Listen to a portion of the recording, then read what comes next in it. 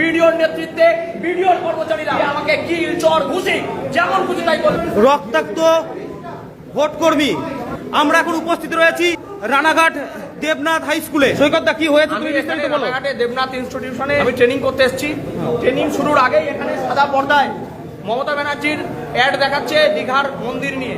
আমি অবজেকশন করেছি, আরো আমার অনেক দাদারা ছিলেন, এই যে এই দাদাও অবজেকশন করেছে, আরো অনেক দাদা এখানে ছিলেন তারা অবজেকশন করেছে।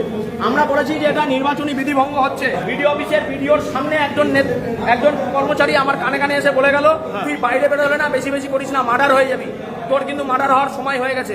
হ্যাঁ আমি জানি আপনাদের গায়ের জ্বালা, আমি আপনাদের জন্যই 365 দিন লড়াইটা আমরা করছি, আপনাদের জন্যই। এই বিডিও অফিসের কর্মচারীদের জন্য আমি 11 দিন অনশন করেছিলাম, তাই আজকে আমাকে রক্তাক্ত করা হলো। বিডিওর নেতৃত্বে বিডিওর কর্মচারীরা এই ঘরে যারা দায়িত্বে ছিল তারা হাত তুলে দিল, তারা কিছু জানে না। আমাকে কিল চর ঘুষি যেমন খুশি তাই করলো, আমাকে মেরে ফাটিয়ে ফেলা হয়েছে। এই যদি অবস্থা হয়, রাজ্যে ইলেকশনের দরকার নেই। আমরা বলছি ভোট বন্ধ হোক, এই ভোট নামের প্রহসন বন্ধ হোক, রাজ্যে রাষ্ট্রপতি শাসন জারি হোক, না হলে আমাদের মতো ভোট কর্মীরা, সাধারণ ভোটাররা মরে যাবে। আমাদের এই সৈকতদা আজ রক্তাক্ত কারণ হলো ভোটের ট্রেনিং এর নামে এখানে মুখ্যমন্ত্রী মমতা ব্যানার্জির বিভিন্ন প্রচার চলছিল, তার প্রতিবাদ করায় তার গায়ে হাত তোলা হয়েছে, তাকে হুমকি দেওয়া হয়েছে, সে মার্ডার হয়ে যাবে।